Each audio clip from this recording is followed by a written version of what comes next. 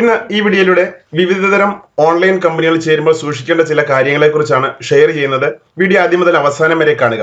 നിങ്ങൾ ഏതൊരു കമ്പനിയുടെയും plan presentation ചെയ്യുമ്പോൾ അറിഞ്ഞിരിക്കേണ്ട ചില കാര്യങ്ങളും അതുമായിട്ട് ബന്ധപ്പെട്ടിട്ടുള്ള എനിക്കുണ്ടായ അനുഭവങ്ങളും അതാണ് നിങ്ങളുടെ മുമ്പിൽ ഷെയർ ചെയ്യുന്നത്. 20 വർഷത്തിന്റെ പരിചയവും നേരിട്ടറിഞ്ഞ അനുഭവങ്ങളിൽ നിന്നുമാണ് നിങ്ങളുടെ അറിവിലേക്ക് ഈ വീഡിയോ പ്രസന്റേഷൻ ചെയ്യുന്നത്. ഏതൊരു കമ്പനിയിൽ നമ്മൾ ചേർന്നാലും ആ കമ്പനിയുടെ മാനേജ്മെന്റിനെ കുറിച്ച് നമുക്ക് അവയർനെസ് ഉണ്ടായിരിക്കണം. അത്തരം കാര്യങ്ങളെക്കുറിച്ച് നമുക്ക് അറിവില്ല എങ്കിൽ അത്തരം കമ്പനികൾ ഒഴിവാക്കുകയാണ് ചെയ്യേണ്ടത്. കമ്പനിയുടെ ഓണർഷിപ്പിനെ ഹൈഡ് ചെയ്യുന്ന കമ്പനികളുണ്ട്, അതിനെ നമ്മൾ ഒഴിവാക്കുക. ഇന്ത്യൻ അതോറിറ്റിയിൽ രജിസ്ട്രേഷൻ ഇല്ല എങ്കിൽ ഒഴിവാക്കണം. കമ്പനിക്ക് ലീഗൽ സർട്ടിഫിക്കറ്റുകളോ ഇന്ത്യയിൽ ഓഫീസോ ഇല്ലെങ്കിൽ കഴിയുന്നത് ഒഴിവാക്കാൻ ശ്രമിക്കുക. ഫോറിൻ കമ്പനീസ് ഇന്ത്യയിലെ രജിസ്ട്രേഷൻ ചെയ്തിട്ടില്ല എങ്കിൽ അത്തരം കമ്പനികളെ ഒഴിവാക്കണം. കാരണം അവരൊക്കെ നമുക്ക് ഓഫർ ചെയ്യുന്നത് കമ്പനിയുടെ ഷെയറുകൾ അല്ലെങ്കിൽ ഫോറിൻ എക്സ്ചേഞ്ചിൽ ലിസ്റ്റ് ചെയ്യും, അല്ലെങ്കിൽ ക്രിപ്റ്റോ കറൻസി എക്സ്ചേഞ്ചിൽ ലിസ്റ്റ് ചെയ്യുമെന്ന് പറഞ്ഞുള്ള ഓഫറുകളാണ് അവർ ധാരാളം ഉള്ളത്. അത്തരം കമ്പനികളെ കഴിയുന്നത് ഒഴിവാക്കണം. ഗവൺമെന്റിന് GST പെയ്ഡ് ചെയ്യുന്നില്ലാത്ത കമ്പനികളാണ്, പ്രൊഡക്റ്റ് ബേസ്ഡ് അല്ലെങ്കിൽ സർവീസ് ബേസ്ഡ് കമ്പനികളാണെങ്കിൽ അത്തരം കമ്പനികളെ ഒഴിവാക്കുക. നമുക്ക് ലഭിക്കുന്ന ഇൻകത്തിൽ നിന്ന് ഗവൺമെന്റിന് പ്രോപ്പർ ടാക്സ് കൊടുക്കുന്നില്ല എങ്കിൽ അത്തരം കമ്പനികളെ ഒഴിവാക്കാൻ ശ്രമിക്കണം. നമുക്ക് വരുമാനം ലഭിക്കുന്നത് നേരിട്ട് ബാങ്കിലേക്ക് വിഡ്രോവൽ അവർ തരുന്നില്ല എങ്കിൽ അത്തരം കമ്പനികളെ ഒഴിവാക്കണം. ജോയിനിങ് ക്രിപ്റ്റോ കറൻസിയിലൂടെ മാത്രമാണ് എങ്കിൽ അത് നമ്മൾ ഒഴിവാക്കേണ്ടതാണ്. വിഡ്രോവൽ ക്രിപ്റ്റോ കറൻസിയിലേക്ക് മാത്രമാണെങ്കിൽ അത്തരം കമ്പനികളെ നമ്മൾ ഒഴിവാക്കണം. പിന്നീട് ജോയിനിങ് ചെയ്യുന്നതിന് അല്ലെങ്കിൽ ജോയിൻ ചെയ്യുന്നതിന് പിന്ന്, gift code, key, DP, BP, dollar അല്ലെങ്കിൽ യൂറോ മുതലായ അതർ സോഴ്സിലൂടെയാണ് നമ്മൾ ചെയ്യേണ്ടതെങ്കിൽ അത്തരം കമ്പനികളെ നമ്മൾ കഴിയുന്നതും ഒഴിവാക്കാൻ ശ്രമിക്കണം. പിന്നെ പല കമ്പനികളും അപ്ഗ്രേഡിംഗ് പ്ലാനുകളുണ്ട്.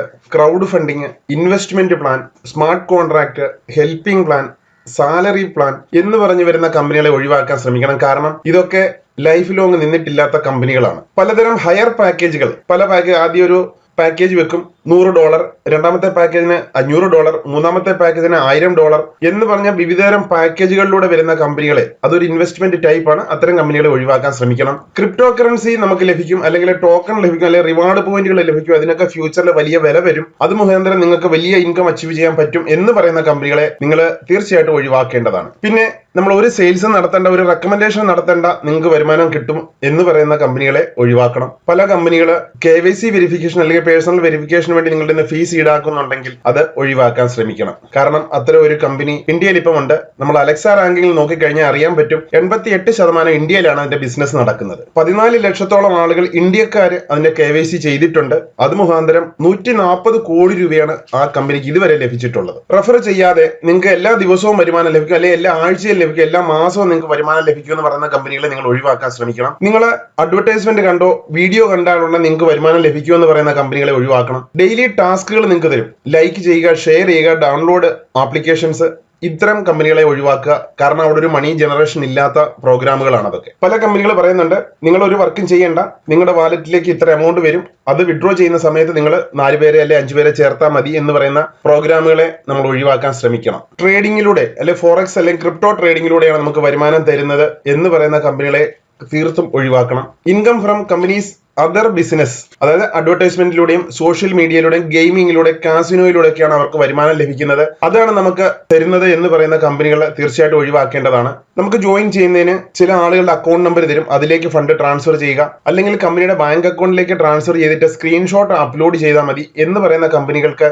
ഒരു സ്ഥായിയായിട്ടുള്ള ഒരു രൂപ ഇല്ലാത്തത് കൊണ്ട് അത്തരം കമ്പനികളെയും ഒഴിവാക്കാൻ ശ്രമിക്കണം. ഏത് രീതിയിലാണ് ഇൻകം നമുക്ക് തരുന്നത് അതിനെക്കുറിച്ച് ഒരു ട്രാൻസ്പെറൻസി ഇല്ല എങ്കിൽ അത്തരം കമ്പനികളെ ഒഴിവാക്കാൻ ശ്രമിക്കണം. പിന്നെ പല കമ്പനികളും ഹ്യൂജ് ഇൻകം ഓഫർ ചെയ്യും, അല്ലെങ്കിൽ പെട്ടെന്ന് നമുക്ക് റിച്ച് ആകാൻ പറ്റും എന്ന് പറയുന്ന കമ്പനികളെ ഒഴിവാക്കണം. ചുരുങ്ങിയ ദിവസം കൊണ്ട് നമ്മുടെ പൈസ ഡബിൾ ആകുകയും ട്രിപ്പിൾ ആകുകയും ചെയ്യുമെന്ന് പറയുന്ന കമ്പനികളെ ഒഴിവാക്കുക. മെയിനായിട്ട് നമ്മൾ പിന്നീട് മനസ്സിലാക്കേണ്ടത് പിൻ അല്ലെങ്കിൽ gift code, key, digital point അല്ലെങ്കിൽ ബിസിനസ് പോയിന്റ്, ഡോളർ, യൂറോ ഇതൊക്കെ നിങ്ങളുടെ വാലറ്റിൽ കാണുന്നത് അത് റെഡീം ചെയ്യുന്നതിന് നിങ്ങൾ അത് വിറ്റ് നിങ്ങൾക്ക് കാശാക്കാം എന്ന് പറയുന്ന കമ്പനികൾ അത് ശരിയായിട്ടുള്ളൊരു നടപടി അല്ലാത്തത് കൊണ്ട് അത്തരം കമ്പനികളെ ഒഴിവാക്കുക.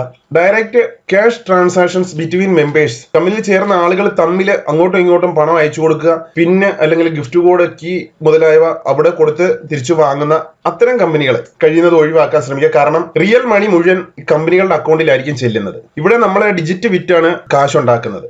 ആ റിയൽ മണി വിഡ്രോവൽ തരാൻ അവരെ കൊണ്ട് പറ്റത്തില്ല, അവർ തരത്തില്ല. മിക്ക കമ്പനികളും അതാണ് നമ്മൾ കാണുന്നത്. മാർക്കറ്റിൽ ഞാനും പല കമ്പനികളെയൊക്കെ പ്രൊമോഷൻ ചെയ്തിട്ടുള്ളതാണ്. അതൊക്കെ കണ്ട് മനസ്സിലാക്കിയതിനാണ് ഇത്തരം ഒരു വീഡിയോ ചെയ്യുന്നത്. വലിയ എമൗണ്ടുകളൊന്നും അവരുടെ കയ്യിൽ കിട്ടിയ എമൗണ്ട് തിരിച്ചു തരാൻ അവർ ആഗ്രഹിക്കത്തില്ല. അവർ പറയുന്നത് എന്താണ്, നിങ്ങൾ കൂടുതൽ ആളുകളെ ചേർക്ക്, നിങ്ങളുടെ വാലറ്റിലുള്ള ഈ ഡിജിറ്റൽ പോയിന്റുകൾ അല്ലെങ്കിൽ പിന്നാക്കി വിൽക്കുക, അല്ലെങ്കിൽ ഗിഫ്റ്റ് കോഡ് ആക്കി വിൽക്കുക, അല്ലെങ്കിൽ കീ ആക്കി വിൽക്കുക, അങ്ങനെ വിറ്റ് കാശാക്കിക്കോളാൻ പറയും. അപ്പൊ നമ്മൾ വീണ്ടും പുതിയ ആളുകളെ കൊണ്ട് അത്തരം കുരുക്കിലേക്ക് ഇടുകയാണ് ചെയ്യുന്നത്. അപ്പൊ അത്തരം കമ്പനികളെ കഴിയുന്നതും ഒഴിവാക്കാൻ ശ്രമിക്കുക. Thank you for watching. നമസ്കാരം.